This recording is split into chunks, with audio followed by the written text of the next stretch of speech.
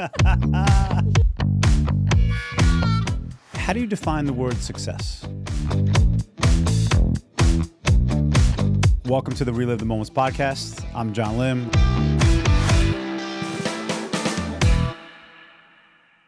Today's guest is a legend whose influence reaches far beyond the court.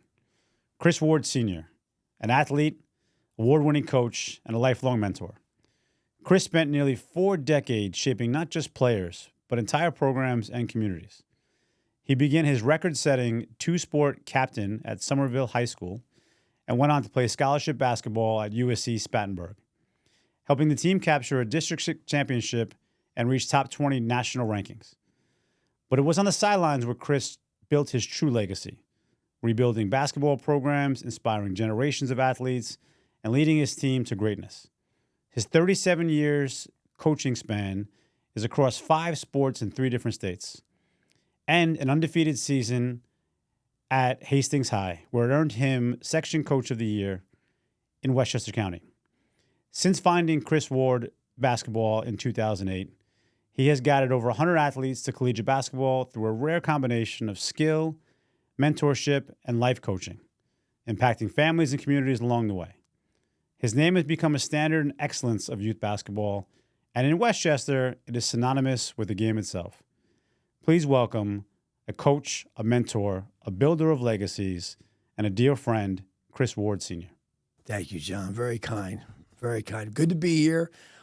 Beautiful day today, and it's always great to see you and be able to chop it up a little bit today. I appreciate that, man. I'm really excited to tackle this conversation. Yeah, this is going to be interesting. It's going to be an interesting one. I was told to try to behave today. That's what I was told at home. I don't know if that's going to happen, but we'll see what happens. Behavior is defined by so many different ways. Absolutely. Okay? But you've had so many successful things in your life, from a high school kid to a college kid to a grown man to a coach to a family, all of it.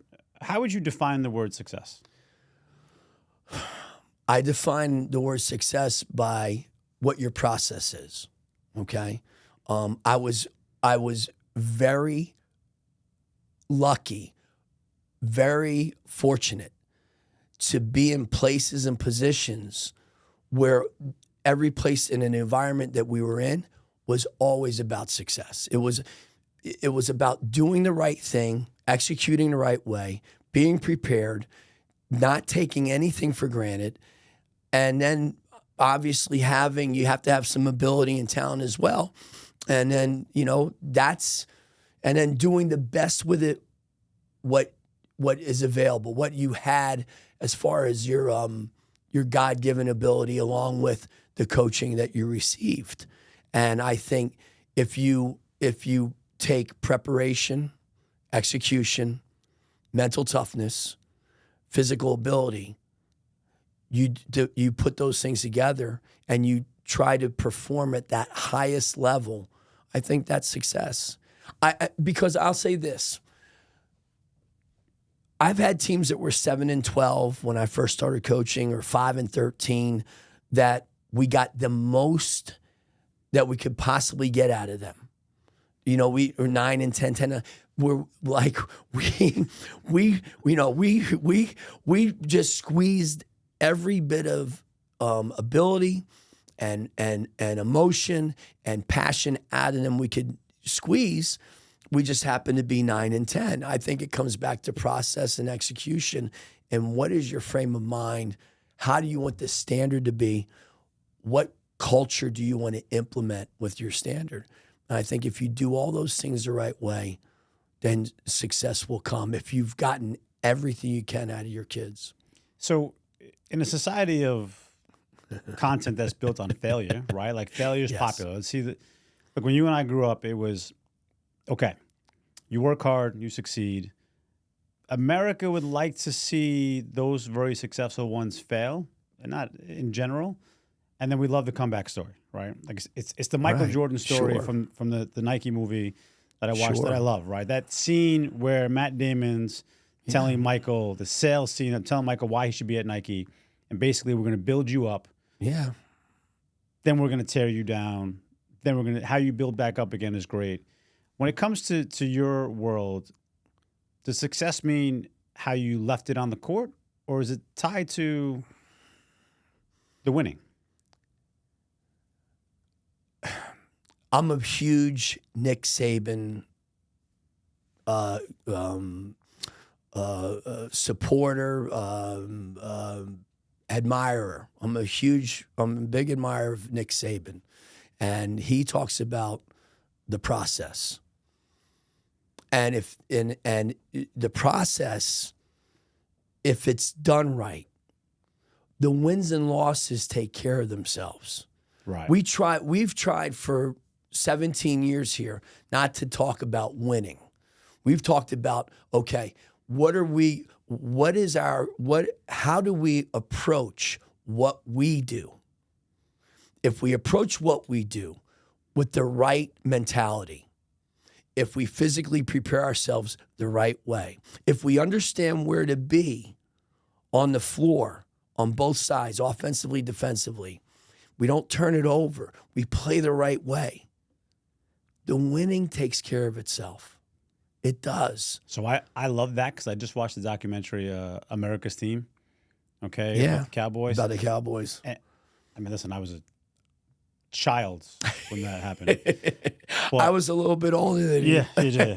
But like, I didn't know that okay, Jones buys the team, brings over Jimmy Johnson. I didn't know anything about Jones. That Yeah. he played college ball. They won the championship. 1964 national championship in Arkansas. Right, like all of that, and the fact that the Cowboys were 1-15, 1-15 with their 3 to 3 years Yep. later, being a team that could have won 5 in a row if they didn't screw some things up. But Absolutely. The off the field. Right. The off the field. And that's the other thing we've tried not to be the typical private program, grassroots program, AAU outside of school program. We've tried not to do that. We've wanted to hold our kids accountable off the floor as well. You know, your son played, Sebastian played with us. They're held accountable. You can't not be a good person off the floor and play in our program. Doesn't work like that. You have to be a good person, number one. And then number two, do you have a shot to be a good player? Listen, I remember we did an hour interview, you and I. I call it an interview because it was supposed to be a quick interview that turned into a hey man, it's good to see you again in this lifetime conversation, right? Like we've been together in past lives. Yes, we have. Old souls. Right, old souls. And it was, hey, listen, I interviewed the parents, right? Because you basically interview the parents to see, one, does the parent belong in this program? It's got to be a parent fit first. Right. Does the parent belong in this program? And then from the parent interview, all right, let me see if the kid belongs in this program. And then we can talk about if you can shoot a jump shot or not, because I'm having a conversation because I saw your jump shot. Now let's see if you fit the to your point, the Ward mentality, right? The Chris Ward mentality tied to the process and the rest of it. So. Absolutely. And not everybody can play here. No. Not everybody can play here, and that's fine. You know, there's places where everybody can go to find the right place. When you say not everybody can play here, do you mean because they can't handle your yelling and you're on the court so and your energy that you bring to that game? Yeah, I've seen there's 3 personalities. One of the kids that has been with me forever said there's 3 Coach Wards. there's the camp Coach Ward. Okay. You know, who has a lot of fun. He's crazy, but we're still coaching and teaching. Mm-hmm. You know, we're very structured. It's disciplined. Yep. You're here to learn how to play basketball. It's not day camp in your town. Right. It's not sleepaway camp. You're here for a purpose. Monday, we want you here, and then on Friday, we want you to be better, both as a player and a person. Mm-hmm. Then there's player development Coach Ward. That's a little bit different intensity. Yep. That's a little bit different mentality, but still somewhat, measured. But then there's AAU Coach Ward, and you're laughing already. That's a different animal, and I think that not everybody can be a part of that. And not everybody can handle that because of three things. There are things in your personality and in your lifetime between the genetics and your life experience that form a certain level of competitiveness and intensity. You mean carved in stone is what you're really talking about, yes, right? Yes. Yeah. And I think the other thing is when you start a program from the ground floor, there's an urgency and desperation that also comes into play. For 15 years and 1,200 games, the urgency and desperation was what? Getting out of pool play and getting to the Sweet 16 of a major tournament like at Spooky Nook or the Nationals at Zero Gravity. And who's left? Are we the only independent team left in the Elite Eight or the Final Four that wasn't a shoe team or sponsored and underwritten by an NBA player? Yep. You know, that was where we wanted to be. And so there's a level of desperation that you've got to instill in your kids. And they got to be that urgent because the kids they're playing against are that urgent. Our kids are not like that. As I told my own two kids, where we live and where our kids live, that's not how the rest of the world is. You didn't grow up like that. No, I didn't grow up like that. And so how do you get your kids to be like, I got it. We have to be able to compete. We have to win. You've got to instill that intensity and desperation in them. And not everybody can handle the implementation of that intensity. Right. Or find that switch to turn it on. Yeah. And that's fine. But if you put it on forest green and black here, as we say, you put on forest green and black and Spartans are on there, you know, you're going to feel it for 32 minutes and because you don't have another choice. That's how it is. I remember my dad played minor league baseball for the Army. And every time that, I don't know, I was 9 or 10 years old or something, when we used to go to the softball games, his friends would say, hey, can you play baseball like your dad? Better. Hey, can you catch a fly ball like your dad, right? Yeah, no problem, because I could track down a fly ball. I felt so good at it in that case. Yeah. And I was always like, it's just pretty silly question, the rest of it, and didn't realize it in life later on. But with Sebastian, my friends that I play ball with, like, are you a killer like your dad? When we used to see them in House of Sports walking in the game. Oh man, I just played ball with this guy. Hey, good to see you. You're here for this, that, yeah. Hey, Sebastian, are you a killer like your dad? And for all those years in the beginning, one, he was like, yeah, no, whatever, or this, that. Right. And now that he's at the point where that killer switch has turned in him, he can turn it on and turn it off. It's interesting. Yeah, and you know, we had a conversation prior to us getting on air today about him. Yeah. And that there was a personal conversation had with him prior to the first round playoff game. And what are we going to do? This is your junior year. Right. And if you don't show up, then there's a good chance that you guys could be done tonight. Right. You never make it to the You never make it to the county. You don't make it to the section final. Right. You don't play a tough game against the state finalist. Right. Which state finalist. First 5 minutes of that game, we were too tight. We could have won that game. Absolutely. Missed some easy ones. Right, because we were too tight. Too tight. But that team doesn't get there if your guy doesn't do what he's supposed to.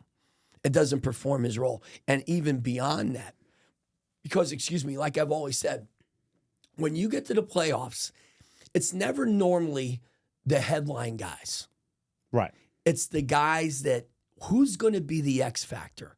You need to have three guys that can contribute offensively. You have to have three. Two will never get you there.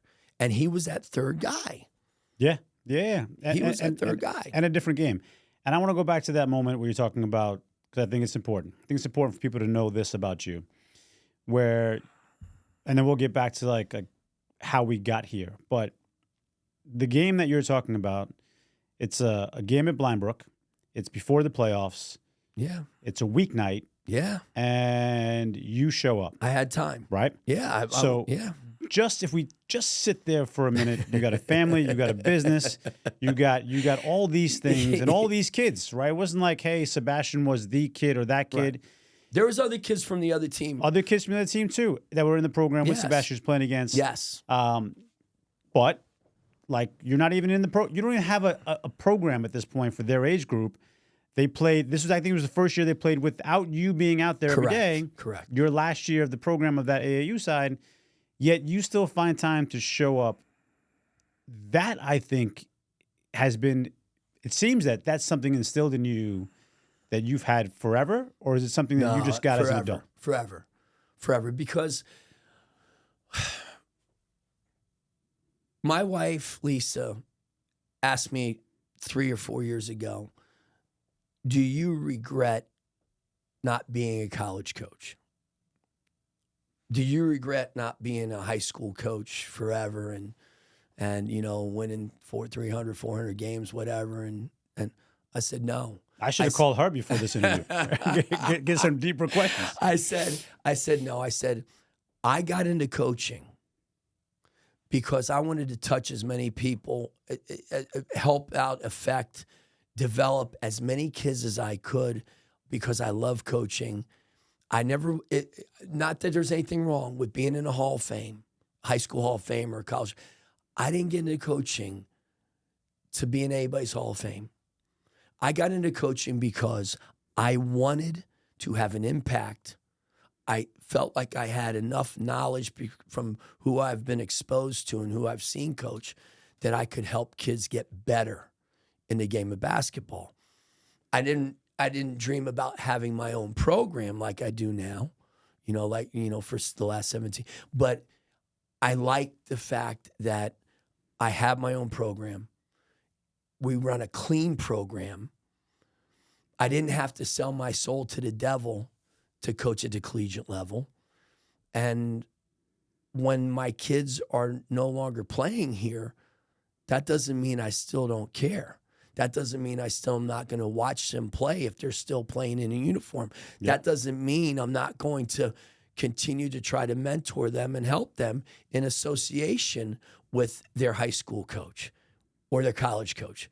And that's the other thing, John, about this whole thing. If you notice when we talk, we've assisted in the development of Sebastian Lim or Chris Ward Jr., or whoever else, our two sons. It's never we did it only. Right. It's a community effort. And you have to recognize the people who have also helped Sebastian get better, my son get better. Keith Wright at Hamilton, that's like his second dad. I mean, Keith's been fantastic.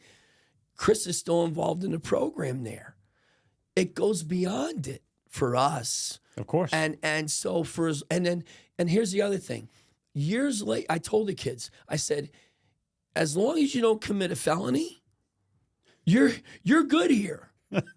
So you can get me for a reference. Yeah. I've got kids that are 22, 23, 24-year-olds that say, Coach, they're gonna for my job interview.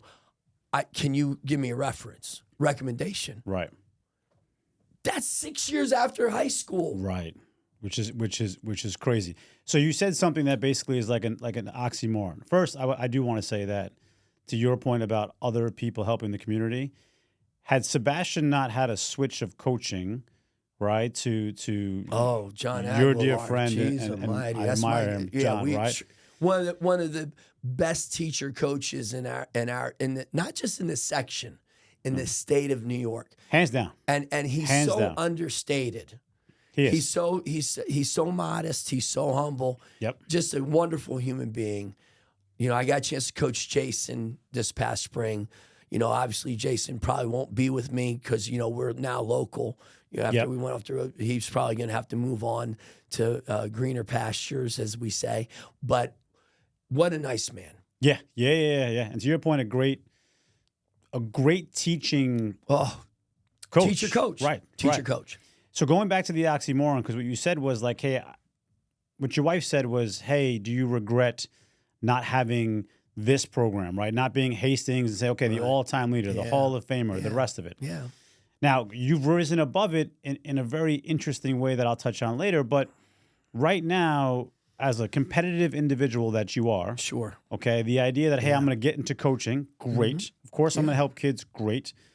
But I have this competitive nature that I want to win, and I want to be the best coach, which means by record, not by touching lives. It's still W's and L's. Right, still W's and L's in the sports game. That's how we live in this game. Where did that come from? If we could take a moment and go back to Chris Ward as a kid. Oh, geez almighty. Right. That's I didn't grow so East Summerville, South Carolina, Greenhurst, AKA the Hearst. It's not Kings Grant in Summerville. It's not Ashbury East. It's the Hearst. And that's where I grew up. And compare the Hearst to a place in New York City that people could be synonymous with. I can compare it to a place in Westchester County. Okay. New Rochelle. Okay. So you either had material wealth or you didn't have it. Right. There wasn't a good distribution of wealth. You were either on the side of the tracks that you had a we had middle. Right. Now we had middle class in Summerville. Yeah. I would say we were lower, from a financial material standpoint, we were lower middle class. All right, so now we had love, we had discipline. My mom and dad were no joke, and I'm the oldest of four. And I grew up in Summerville, and being green and, as we say, the sunflower gold and Kelly green. It's to be a part of that is really, it's really special. It's an honor to come from Summerville. I don't tell people I'm from Charleston. I got people that I know. Where are you from? I'm from Charleston. No, you're not. You grew up with me in Summerville. Okay, it's like I live in Mount Pleasant now. You live in Mount Pleasant by the beach, but you grew up in Summerville. So I grew up there, and when I started playing, I fell into basketball. I was supposed to be a wide receiver at Summerville High School. Okay. And what happened was, and I was playing youth football, and I wanted to be the guy who's just a little bit older than me, who played at Georgia, Jimmy Harrell. I was going to fill Jimmy Harrell's shoes when he left Summerville, and I was going to play split end and take his place. And he went to Georgia, won a national championship with Herschel Walker, also played baseball at Georgia. That's the type of athlete that's in my town. So, but we kept moving. I moved 4 times in 5 years. Okay, how old between are you? 11 and 15. Okay, 11, 15. That's why 4 this times in 5 nose, years. that's why Justin's got the nose at that angle. This nose was not genetically made. Yeah. This nose was made by environment. Mine too. Yeah. So between 11 and 15, there was no bully prevention, conflict resolution. That was resolved elsewhere, right? Without there was conflict resolution. There was no mediator. There was no mediator. Yeah. There was no mediator. No parents involved. So I fell into basketball because each time we moved in the fall, I kept missing football. Got you. And so I would get ready for basketball. I moved back to Summerville as a sophomore and wanted to play where the best players were. And that was across town. I remember players that looked like me, there weren't a lot of growing up. This was right before Bird came on the scene. Okay. Right before Bird. Okay, that's how I'm dating myself. Yep. So I used to go to Alston Middle School to the outdoor court. I was 15, 16 years old. Guys 25, 30 years old, grown men. Some of them had played college, whatever, still playing. That was the place to be, John. So for 6 straight weekends, I'm the guy at the end shooting before. You know how you shot at the end? Yep. Before they came down and you better take the basketball off right. the court, or the grown-ass men were going to kill you. Yep. All right? That was me. The 6th weekend, they had 9 at the end. I got to play. Okay. 6 weekends in a row, I didn't play. I played like that game was the finals, Game 7 in the NBA championship. For you, it was. And that's what happened. Huh? And each time, every weekend, next weekend, I got to play in 2 games. Next weekend, I got to. So that desperation and urgency came from, and that competitiveness came from people not believing that I could play.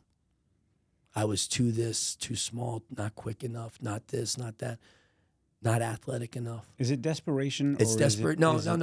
It's desperation. Desperation. Desperation to stay on the court. Anybody that tells you, anybody that says to you, you look at an undersized guard that was not overtly athletic, but had skill and toughness, they got there because of urgency and desperation. And if you didn't have that, you would get fed to the sharks.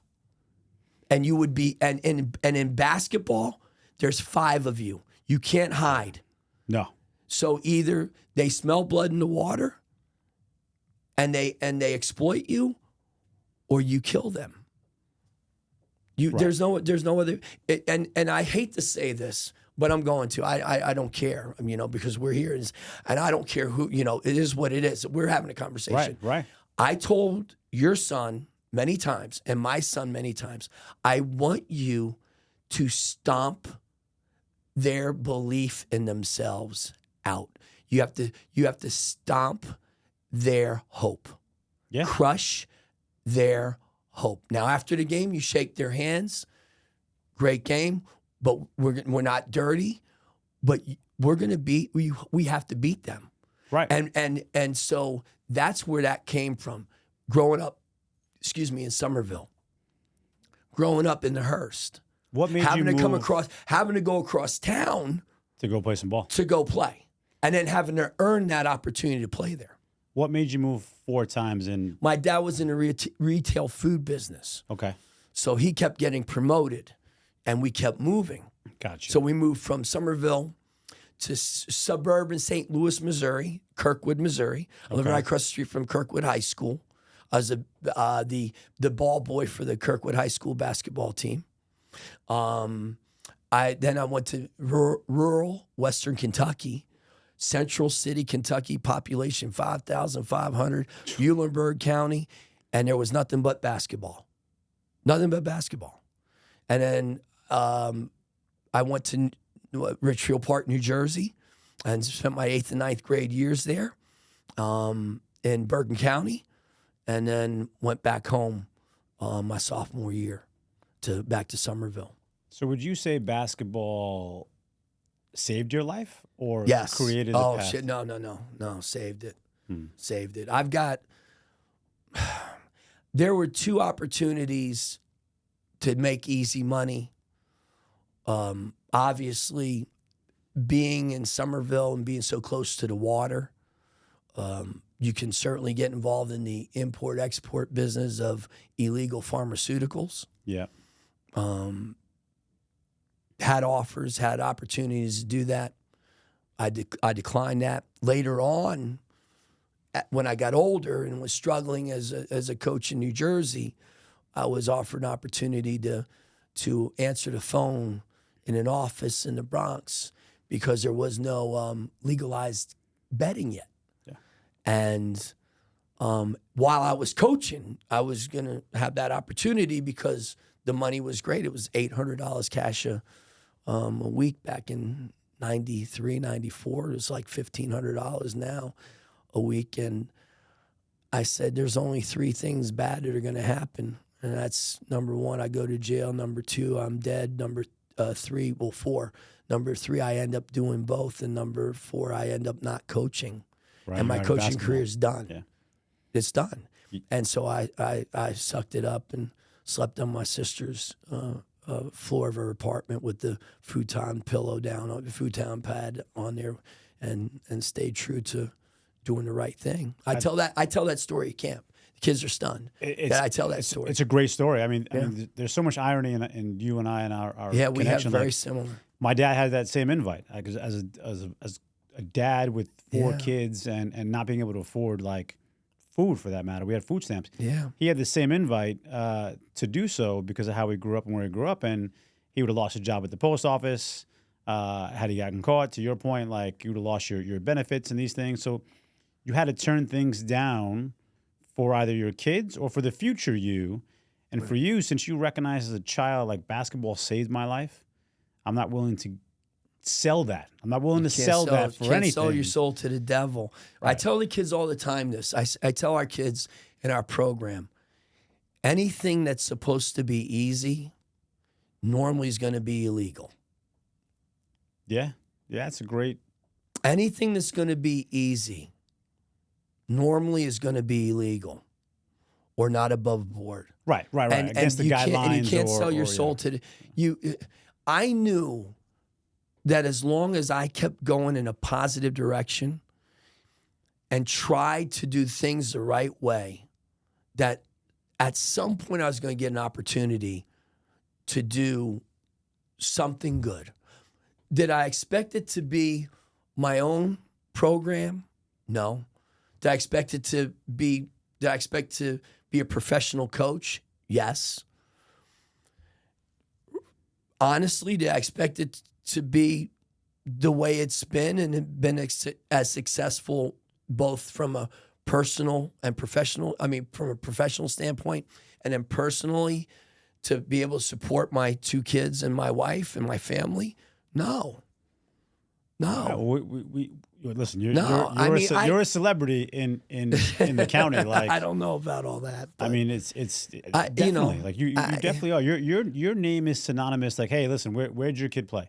Played at Ward. Oh, your kid must have been a ball player, right? Like if anyone when I played basketball with some of the older guys at times, and we talked about, hey, did your son play basketball? AAU something? Yeah, he played with Chris Ward. Okay, he must be able to play. Like it was synonymous. Your name is synonymous with good ball players inside that county. And we come from a county, Westchester County is not like just it's a very wealthy county. It's not the epicenter Right. of basketball. But in defense to that, there's a lot of stars, a lot of NBA players that have produced. We've had a lot NBA. of good players come, particularly in the last 10 to 15 years. Yeah. I'd argue, I mean, I don't know the stats, we have to look it up, but I'd argue that if you take the 5 counties of New York City, okay, and then take the 2 counties in Long Island, Westchester County. Listen, I know we got more NBA players than Staten Island. I mean that might not be a big credit, but we definitely have more than that. We win one. But yeah, like it's not a small or crappy county. It produces a lot of great players, and your name is synonymous with that. So I appreciate that. It's very kind. This is how somebody said this to me, and this was the ultimate compliment for me. They said, "You would do this for free, wouldn't you?" I know that answer. Yeah. And I said, absolutely. So I try when I'm on the floor, and whether it's in player development camp or game situation, I'm not leaving anything on it when I'm done. Yeah. Because whether or not I get compensated for it or not, that's not what it's about for me. I think you get compensated every time you talk to a kid. I see it in you. I get compensated because I get a chance to coach. Yeah. That's my compensation. And to touch a kid's life Yes, absolutely. And I have that level of urgency and desperation that I try to convey to them, that I want them to do so well. There's somewhat of a misperception in our county too. I think we can both agree that either you really, really get Chris Ward in the program, yep, or you really, really don't get Chris Ward in the program. Right. There's definitely no middle ground. There's no middle ground. No. Which I love. I love that too. I love it. And I'm fine with that. And listen, to each his own. Yep. To each his own. You either really get him or you don't, and that's fine. But the people and the parents, the kids that get me, know that I desperately want their kids to succeed. I desperately want their kids to do well. I desperately want them to be the best versions of themselves they can be. Oh, there's no doubt, Coach. And end of story. And I'm thrilled when I see on posted on social media, Sebastian Lim goes for 17.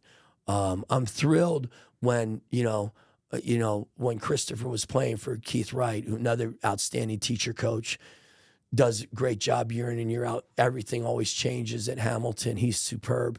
I'm thrilled when I would see him do well, and Charlie Randall at Mamaroneck and Matteo Cervone at Haldane, and the list. Right. I mean, there's All those guys. Tommy Capuano, our only Division I first scholarship player at Manhattan.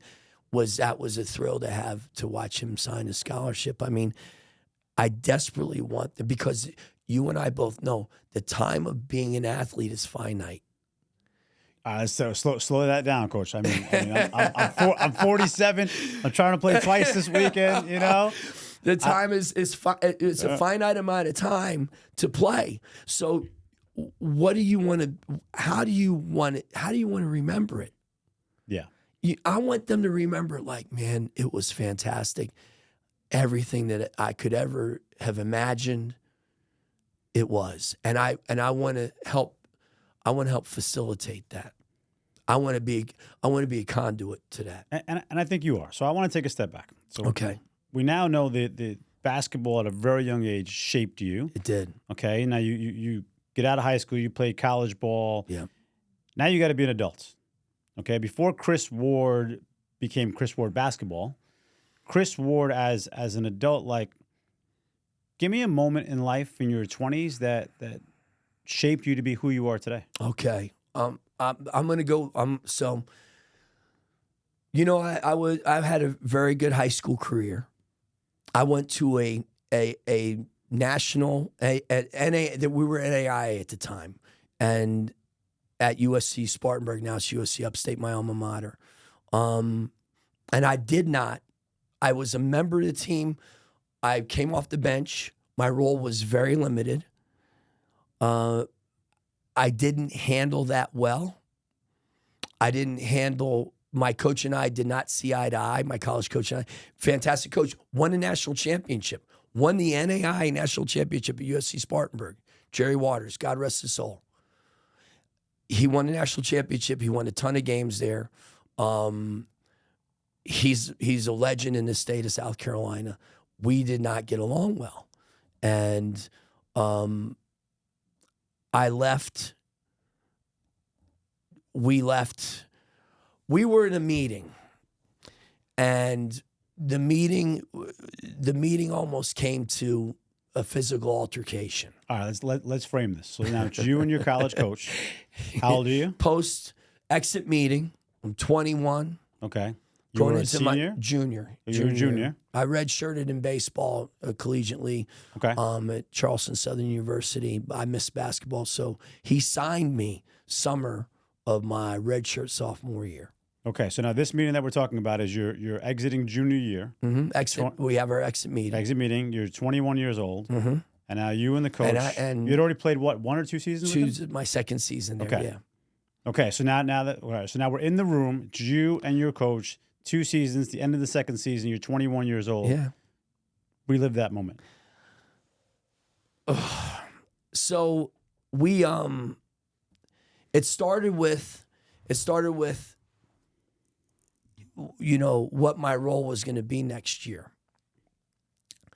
And I had played 21 or 22 games out of 27 my redshirt sophomore year. I came back 10 times a player my junior year and played 14 of 27 games. I still was 5th on the team in assists. Played half the games. Yeah.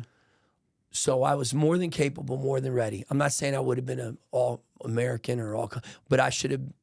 I should have been in a rotation. Should have been in the mix to split it. Right, you earned that. Right, I earned it, and I was prepared and in shape the whole thing, and it got to coaching style. It got to how we lost. We're the number 1 team in the state of South Carolina. We're number 20 in the nation. We were undefeated at home.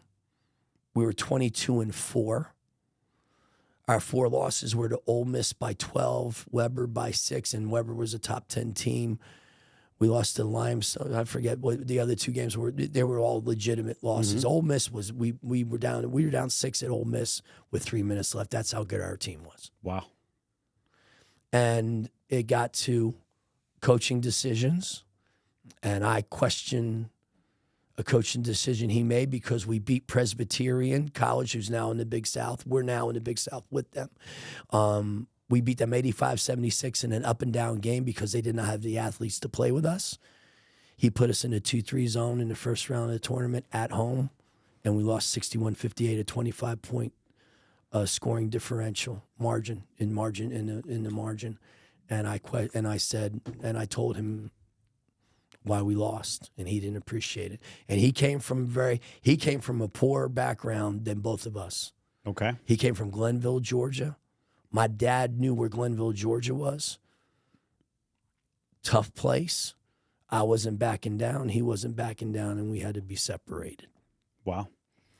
I didn't handle leaving school well. I worked retail for a while.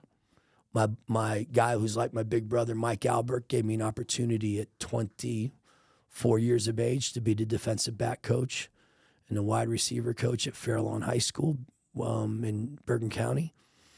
Got a basketball job, and I still wasn't great.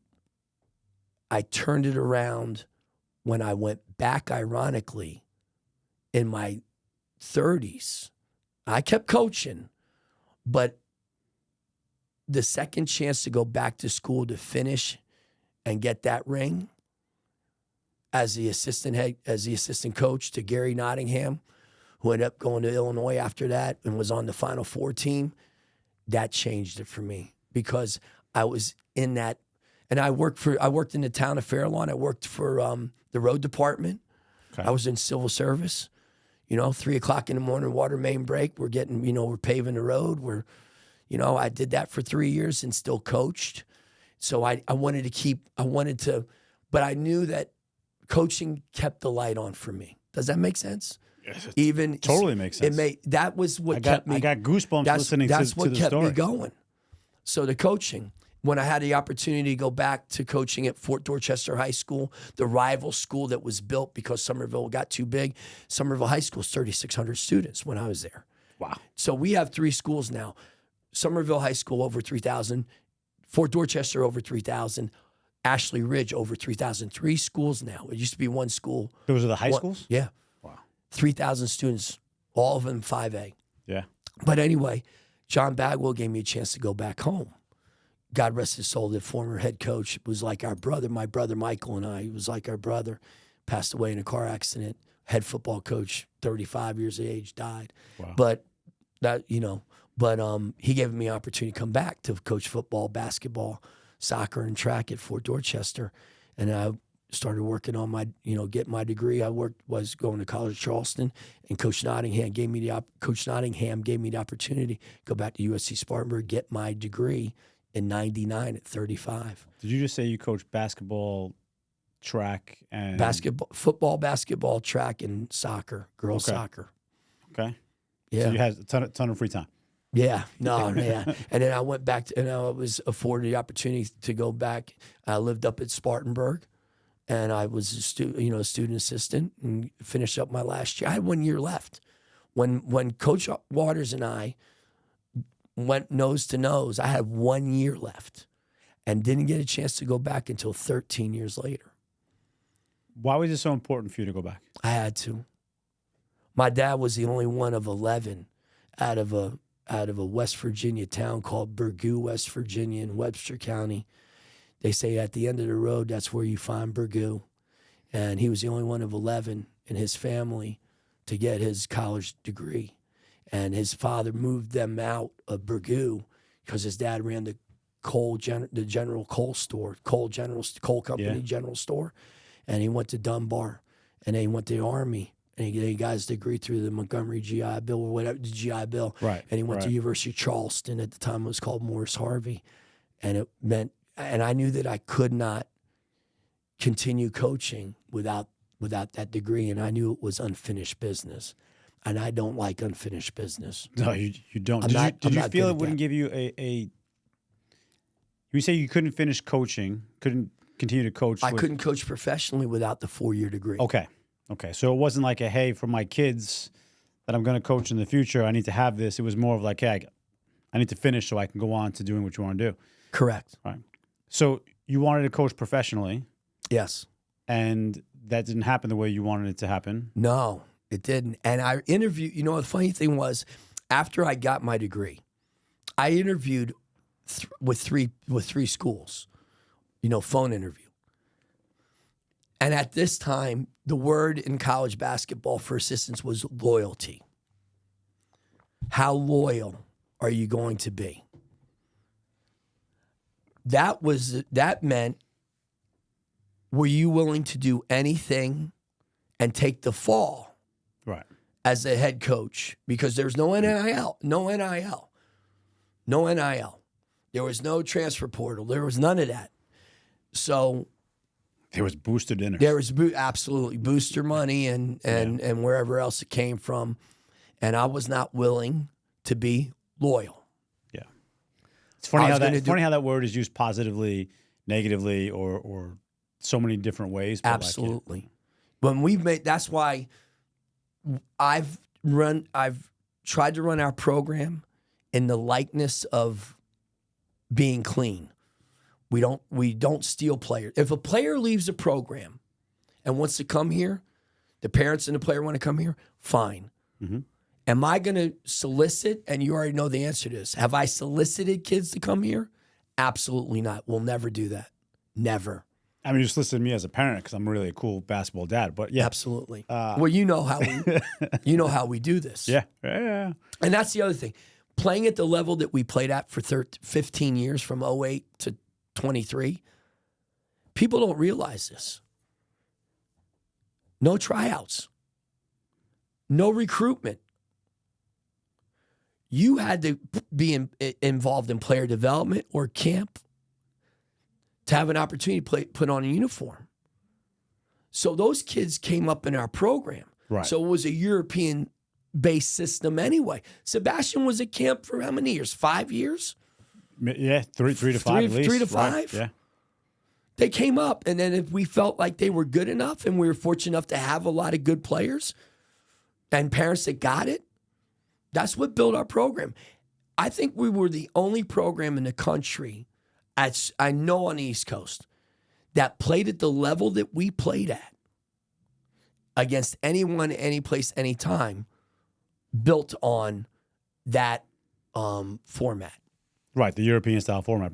Bring them up in the ranks. Bring them up in the ranks and then put them out there and see what they can do. All right, so listen, we talked a lot about the program, but let's talk about how it started. Like, how does 2008 Chris Ward Basketball Inc. become together? So I worked for somebody else for 5 years. So I'll backtrack. I worked for somebody in professional baseball instruction in New Jersey.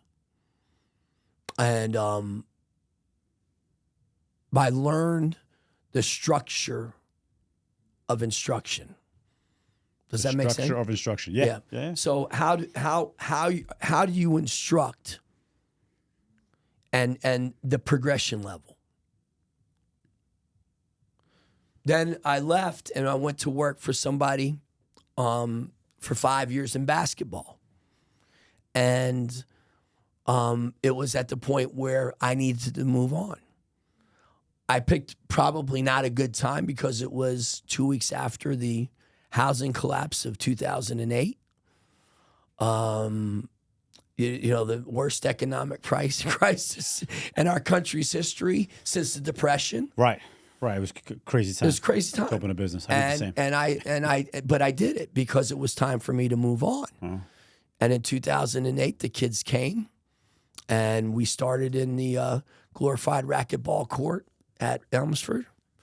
And then, we were fortunate enough to secure a place in Yorktown that we started camp in, and then we just built it from the ground up. And but the thing that I want to say is this. I mean, when you're exposed to people that are in the Naismith Hall of Fame, Mr. Hurley Coach Hurley, Bob Hurley Sr. was very kind to me and very generous. I was 25 years of age in 1989, and I call him up. As you know, I'm crazy. I call him up. He's at the Hudson County. He was a probation officer for Hudson County, and I called him up and said, "I'm the JV coach at Richfield Park, New Jersey. I want to come and watch you coach."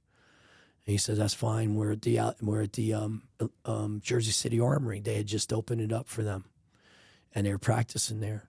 Wait a minute. At 25 years old, okay? Yeah. You just lived a couple of years ago. You had almost fighting your coach. You're gone. Now Yeah, you're 25. Yeah.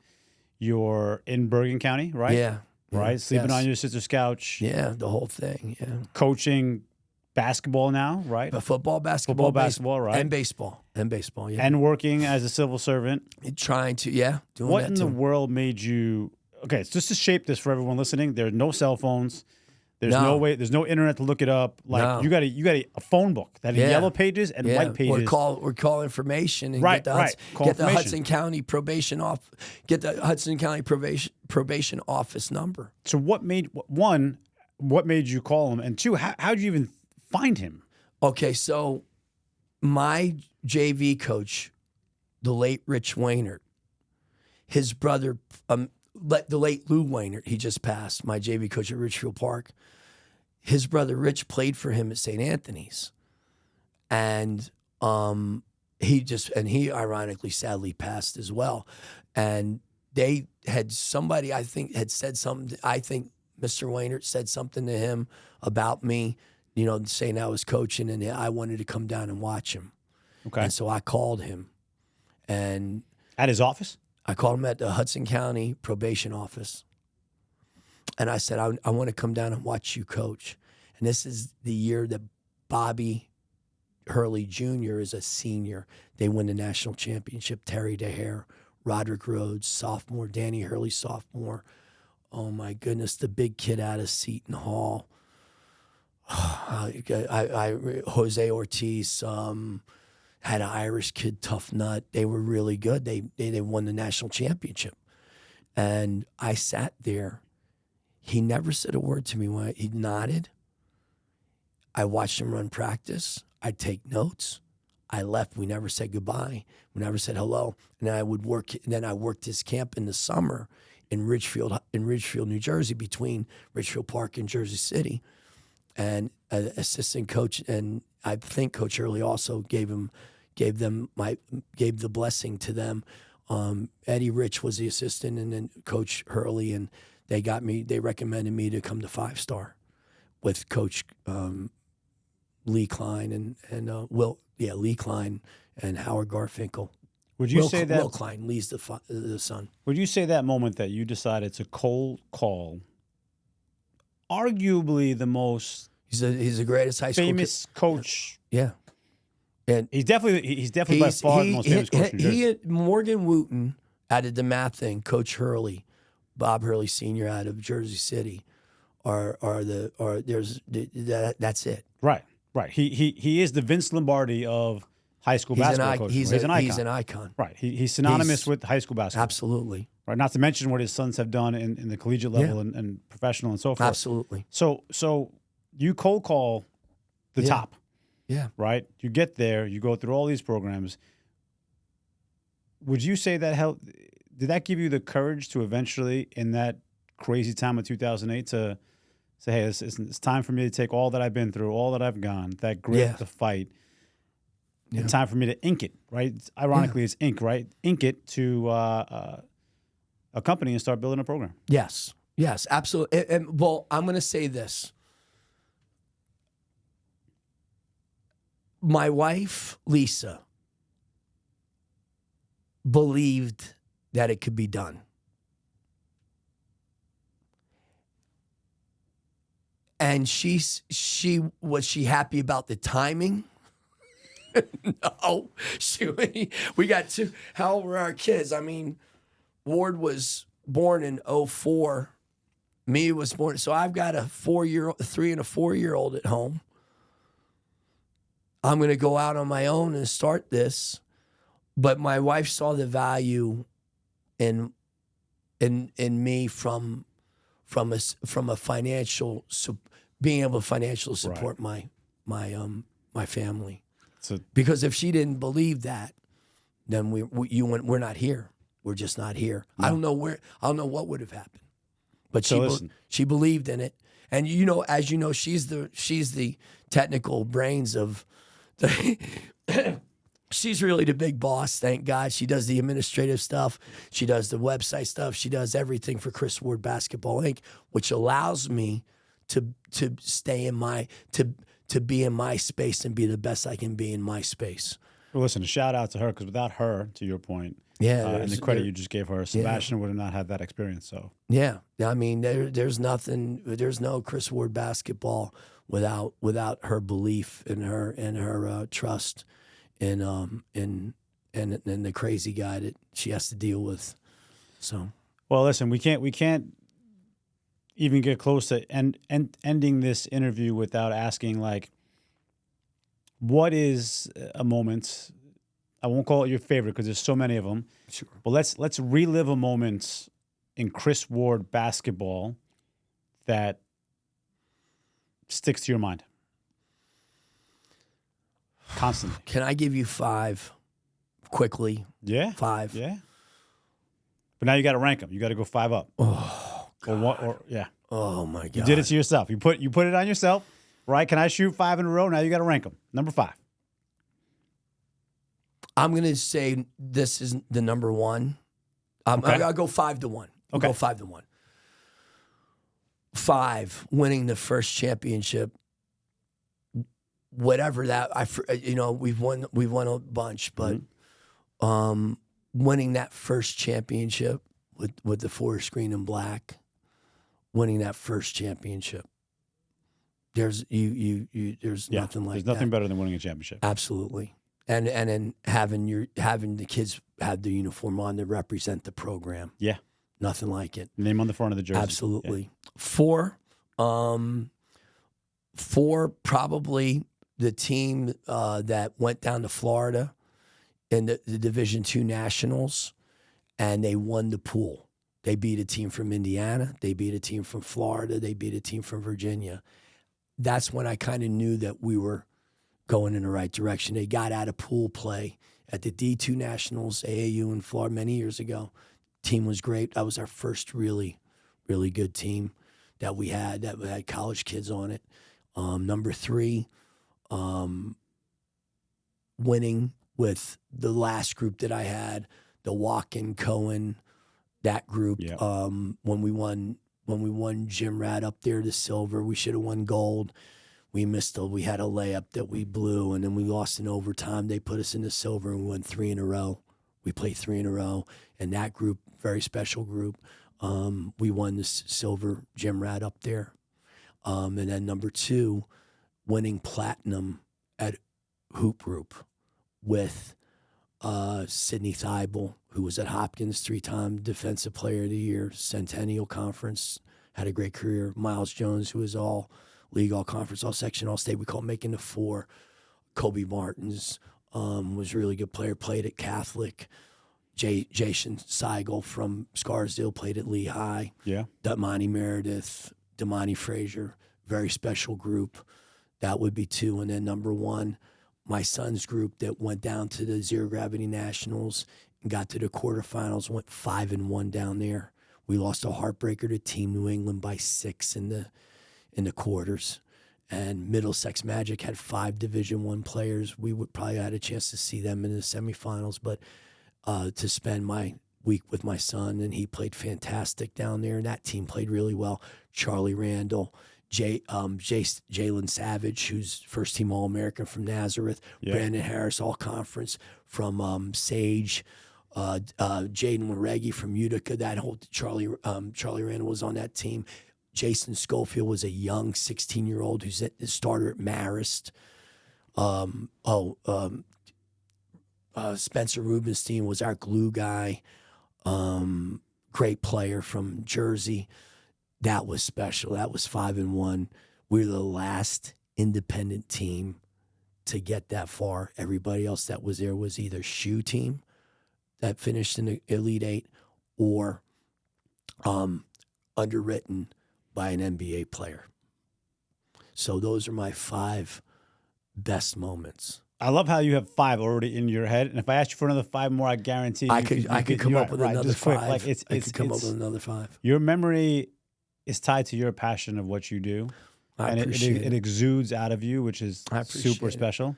I appreciate it. Well, I mean, like we talk about, if you don't have a passion for what you're doing, let me go back.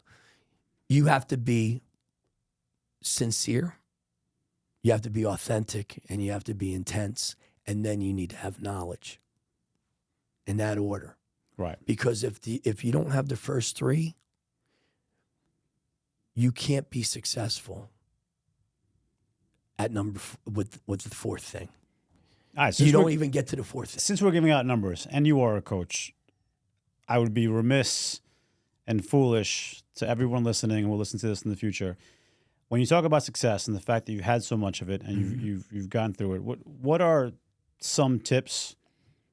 I'm sure you have a number. What are some tips that you can give people watching right now in all walks of their life of how they can maintain, not just get success, but maintain success once you get there? 'Cause I think maintaining is the hardest thing. Stay away from complacency. So act as if you're not even there. Don't be complacent and assume that they get it. Don't assume that they get it. Do not pay attention to every detail. Okay. And that's Nick Saban. Nick Saban wouldn't. My dad said this. Charlie Ward said this. God rest his soul. He said, if you're going to do something right, if you are going to do something, do it right or don't do it at all. I love that quote. That's my dad. That's my dad. Yeah. My dad said that from day one.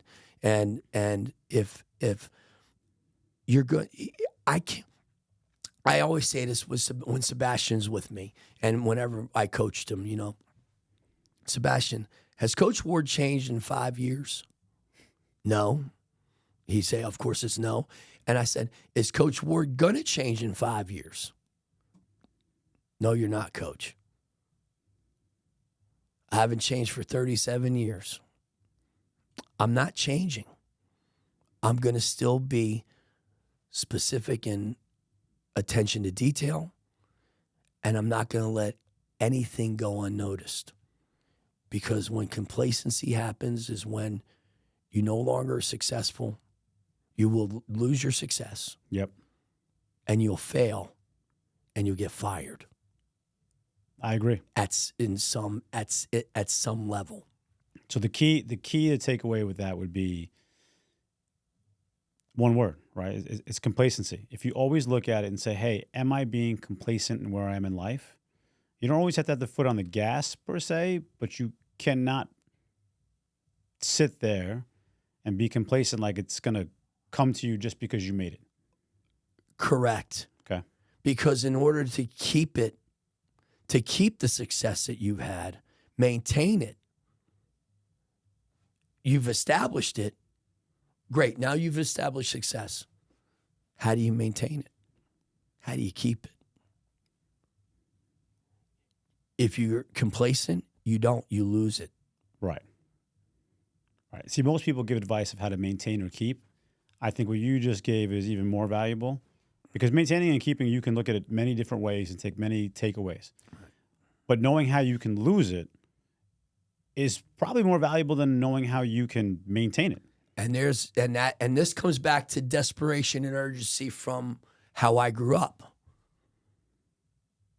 Which now I love that word. I didn't love the word when you first said it, but now that we say it now and we talk about, hey, listen, I'll tell you how to lose it.